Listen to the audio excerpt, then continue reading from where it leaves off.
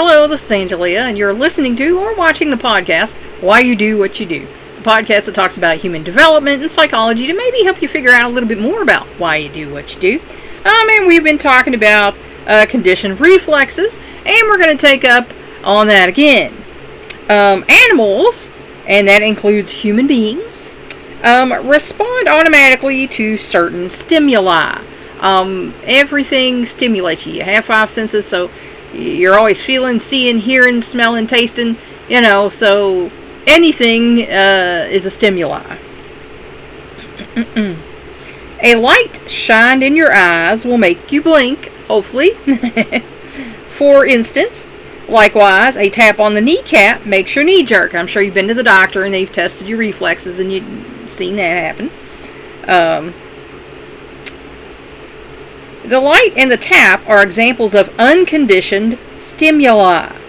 The responses we make to them, blinking and jerking, are unconditioned responses because it's just a natural thing that happens. It's not something that you had to learn. It's automatic. If a light flashed or two golden arches appeared whenever we were offered food, we could probably start to associate the light or the arches with eating. And I like how they threw that in there. We all know what they're talking about. We all know. Like Pavlov's dogs, we might then salivate whenever we saw either of these two stimuli. And there's some people who do. They love that place. I call that emergency food. That's just my opinion. Because usually it's small and dry and, I consider it emergency food. But there's people who love that place. The light and arches are conditioned stimuli. That is, stimuli to which we have been taught or conditioned to respond. So, that's not something that's automatic. That's something that you've learned. Since salivation is not an automatic response to either a flashing light or a golden arch, it is, in this case, one termed a conditioned response. It's something you learned. You've been conditioned to expect food if you see these arches or the light or whatever. If the conditioned stimulus, or the flashing light or an arch, were not repeated, the conditioned response to it would eventually disappear. A process that is called extinction. Because if you don't get a reward for a certain stimuli, you might lose interest in it and just not respond that way anymore. Two important features of responded conditioning are generalization and discrimination. Generalization refers to the fact that once a person has been conditioned to respond a certain way to a specific stimulus, that person may respond the same way to similar stimuli without any further conditioning. I knew a woman scared to death of dogs. One dog, she got attacked. And after that, she could not be near a dog. I mean, I brought my dog to where she was, and she started freaking, oh no, get the dog away from me, oh, screaming and stuff. And my dog's like, what's going on? And of course, I'm like, she's not going to hurt you. She's a good dog. She's not going to, oh, please get her away, get her away. And the person whose house I was, just take her around the back, and, so she had clearly been conditioned that all dogs are bad, they're going to attack her. And that's a shame, but that's what happened to her. If the conditioned stimulus, the flashing light or arch, were not repeated, then the thing would disappear. So if she started petting other dogs and getting to know other dogs, and none of them ever bit her again, then that conditioned response would probably disappear.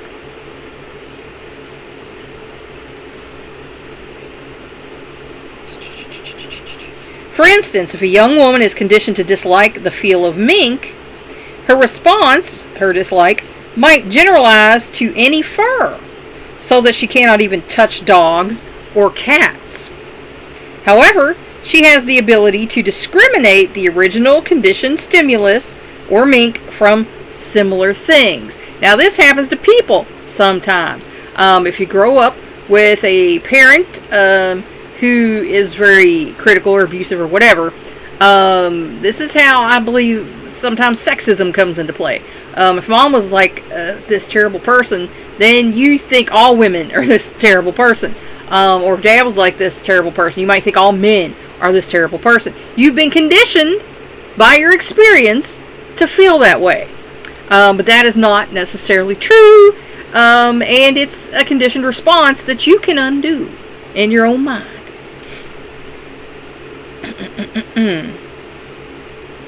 Using discrimination, she can learn to avoid mink, and this will still leave her a wide range of furs for a warm coat. In addition, she can have pets if she likes. And again, if you've been conditioned for sexism, racism, whatever, that's something that you can overcome by experience, exposure, and, immersion. So, not all of any one thing is bad, except if we're talking about like poison ivy and stuff that is really. But you can unlearn isms that have been programmed into you by other people, and I think you should, because to me, isms are bad. Sexism, racism, whatever have you. I think that they're bad and they're only going to hold you back in life, and they're a societal disease that causes problems amongst us, and that's why we cannot come together as people, because we have these divisions, and there are some people who propagate divisions, who like these divisions, and that's for their own benefit. They have a stake in it, and they're, getting something out of it. They're being rewarded. It's a conditioned response. The early behaviorists. In America, 3 developments helped further the empirical approach first taken by Pavlov. The first publication of John B. Watson's writings, and the second, the formulation of behavioral laws of E.I. Thorndike, and third, the restatement of these laws into a more universal formula, a contribution by B.F. Skinner. Now, Skinner did some stuff that was unethical in a lot of people's opinions. If you want to learn more about him, you can always Google him. But we're not going to get into all that stuff. John B. Watson. Watson was convinced that psychology would gain validity as an exact science only by focusing on clearly observable features. Because remember, heretofore it was, stuff people decided. And just like any science, you have to have proof. You have to have research. You have to have observable, features that you can prove using the scientific method. So, he was a proponent for that. It's like, yeah, you can't just say this is a thing and not prove it's a thing. We have to have observable data. We have to prove that this can be repeated and all this stuff. So, He felt that Pavlov's conditioning offered a method of studying human actions that was truly scientific and ordered. So, Watson liked what Pavlov did. He felt like, there's some science behind this. There's some observable, things. We can prove this. His perspective, which he termed behaviorism, thus giving the movement its name, saw society as the primary conditioner of human behavior, which it is. Like I say, babies are born pretty much a blank slate. There's some genetic predispositions, of course, but, children learn what they live. So, if you don't want them to live a certain way, then you don't teach them that. You don't expose them to that. So, in the results of his famous experiments with Albert, a baby boy who liked animals, clearly indicated the phobias, or irrational fears, could be developed through conditioning. In the study, whenever Albert tried to touch a white rat, a loud noise sounded, which made the child fearful. Gradually, Albert began to associate the white rat with the startling noise, and then with fear. So our ethics had not come into full play here. Gradually, Albert began to associate the white rat with the startling noise, and then with fear. Eventually, the baby cried at the sight of any furry animal, without the added stimulus of the loud noise. And isn't that a shame? This phenomenon eventually generalized to include anything furry. And one of the books, earlier books, psychology books in there, has a Santa Claus beard. Like a guy wearing a Santa Claus beard made little Albert cry. So I think that's a shame. And I read that they never deconditioned poor little Albert. So he had to grow up with this fear, of little fuzzy animals and anything white and fuzzy. And they never deconditioned him, they say. So, that's again, ethics were not in the super play back in the 1800s. So that's a shame. A few years later, another researcher, Mary Cover Jones, reversed this process, removing another child's fear of rabbits by using similar conditioning techniques. So she unconditioned a child to be afraid of rabbits. So, this is a good thing, and sometimes in therapy with children they do this, sometimes with adults they do this. So, anything you've learned can be unlearned as far as conditioned responses go. E.L. Thorndike. Thorndike's experiments approached learning or conditioning from a different angle. Instead of using painful or pleasant stimuli to induce a certain behavior, he offered them after the behavior was performed to see how this affected learning. In his experiments, a cat was placed in a trap-like box from which it had to figure out the escape route. In successive trials, Thorndike observed that the cat took less and less time to escape when food was offered as a reward each time it gained its freedom. That's what the whole rat maze thing is about too. Once they figure out, if I get out of this and figure a way to get out, I get food. I get a reward. Alright, I'm doing this. From this foundation, Thorndike formulated his law of effect. Behaviors that have a pleasant consequence will more likely be repeated than those that have an unpleasant consequence, or even no consequence at all. Thorndike's experiments with rewards led directly to the highly influential work of B.F. Skinner, who set down the rules of operant conditioning. Skinner and operant conditioning. B.F. Skinner agreed that external stimuli, not internal thoughts, desires, or needs, are the more important factors determining behavior.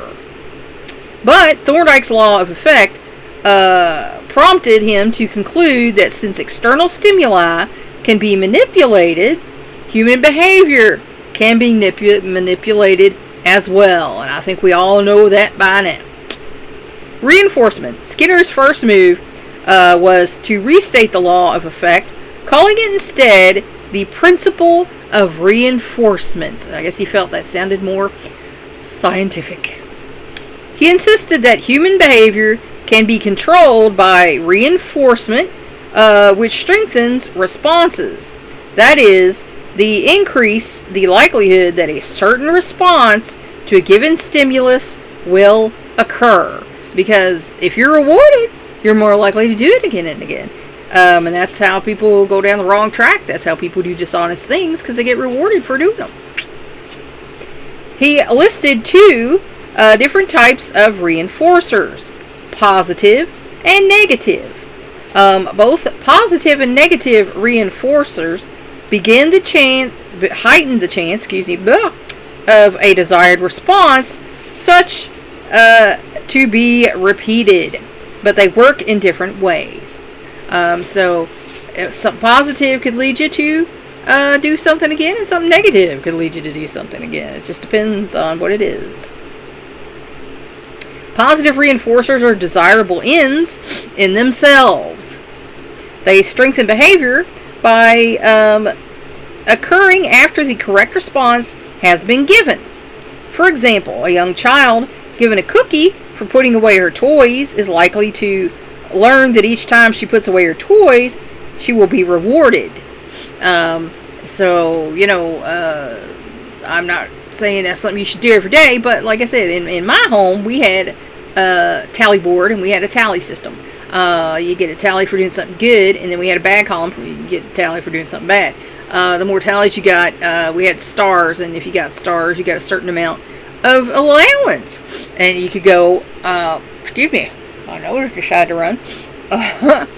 You could go get a certain amount of stuff with your money you got from your allowance. And if you got bad tallies, then you lost money. So that was our system here. You got rewarded and you got punished, which should be the case. There has to be some balance there.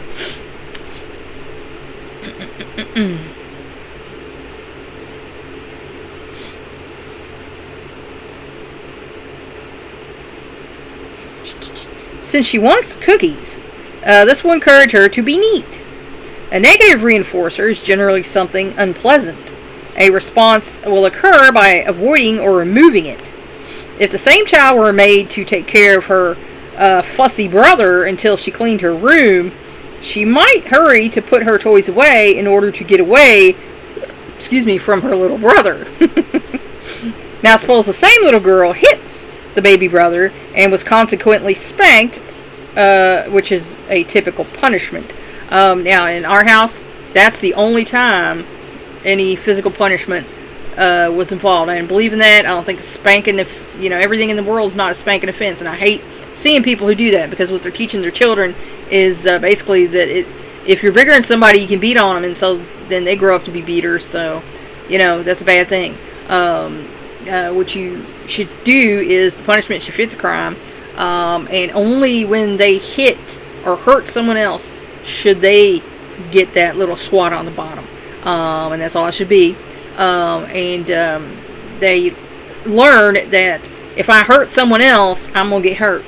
And that's the reality of the world, because if they become adults and go out there, if they start hitting on other people are going to hit them back. They're going to get hurt. They're going to end up in jail. So, that punishment should fit the crime. You should not be beating on your kids all the time, and there's no reason to be spanking your kids all the time. The punishment should fit the crime. So, if you grew up and everything was a spanking offense, then I feel sorry for you. I'm sorry that happened to you. But that is not a good way to raise a child, because all you learn is that this person's bigger than me and they can try and force me to do what they want me to do, and then as soon as they're bigger than you, that goes out the window. They say, oh well, that doesn't matter anymore. What you need to do is teach them consequences, talk to them about it, why this is not a good thing, why we don't do this, because children are smarter than a lot of people think they are. You can say it on their level, but you need to explain to them, like, this is a bad thing, and here's why it could be a bad thing, and you explain stuff to them. They're going to get it. They're going to understand. They're not stupid, That's like, I yanked one of my kids back from running out the road, and I explained to them, we don't do that because you could get killed doing that. That car is big and weighs like 2 tons, and it could squish you like a bug. You ever seen dead animals on the side of the road? That can happen to you. And my mother thought that was terrible that I told him that, but I just was being honest with him. I wanted them to know, if you run down the road, you could be you laying on the side of the road squished. I wanted them to see that I wasn't just trying to boss them around. There are consequences to their actions, and they needed to know that. So, that's important in life. Skinner's contention was that the right reinforcers could instigate, control, and extinguish complex human behaviors by operating, hence the name Operant, on the environment in which they are learned. And that has everything to do with your personality. The environment that you grew up in is shaping you. And you might not realize it, but it is. And like I say, any negative behaviors that you come up with can be unlearned. That was all, a learned response. And they can be unlearned. They can be unconditioned. And that's what going to therapy is all about. Operant conditioning, unlike respondent conditioning, is concerned with what happens after the responses are made. Thus, we must learn by trial and error what consequences to expect from which operant behaviors. I'm having a tongue-tied day. Blah, blah, blah. So again, we're coming up in the world. We don't know nothing. Little kids, like I say, they're empty. You got to fill it up for them. We don't know anything. So life is trial and error, and that's how we learn what's going to work, what's not going to work, what's a problem, what's not a problem. And like I said, we're just here trying to do our best in Earth School.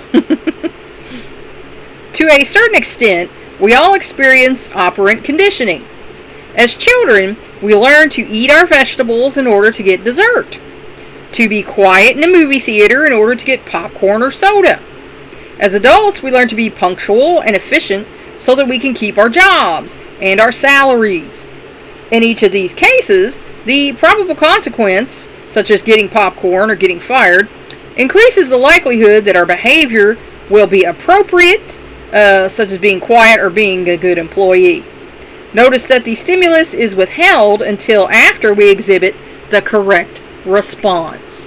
And that's, kind of a good thing. And people call that bribing your kids. No, it's not bribing your kids. It's teaching your children that if they do the right thing, they get rewarded. If you tell your kids, all right, if y'all sit through this movie and be quiet, then we'll go get you a candy bar. Then they learn that, this is an appropriate behavior and I get rewarded for it. And that's going to behoove them when they become an employee, and they're not goofing off on the job, and, they realize if I do the right thing, I'm going to get rewarded for it. Because most of the time you do. Now, there are companies, I've been in a few companies where nepotism abounds, but most of the time, if you do a good job, you get promoted. You get more money. I was running an office, and I got raises every year because I did a good job, and I increased the business, up to the last year 6 times. 6 times the business was coming in after I got there from when the first year I was there. So, if you do your job well, usually you get rewarded. Now, I've been in a few workplaces where you do your job well and people hate on you for it because you're making them look bad. So, my mother had the same problem at one of her workplaces. But, in general, if you do your job well, you get rewarded. So, the behavioral explanation of any form of deviance is that it has been learned and systematically reinforced, just like any normal behavior. So, deviant behavior has somehow been learned. It might have been from another kid down the road, might have been from a cousin, might have been from anybody, but it's been rewarded in some way. Like, y'all had fun, and you got what you want, or whatever. So, deviant behavior is a form, of conditioning. It's been reinforced, and you got rewarded somehow, even if it's only by just feel like you fit in with the others. So, behaviorists suggest that there are 2 ways to account for the development of abnormal behavior.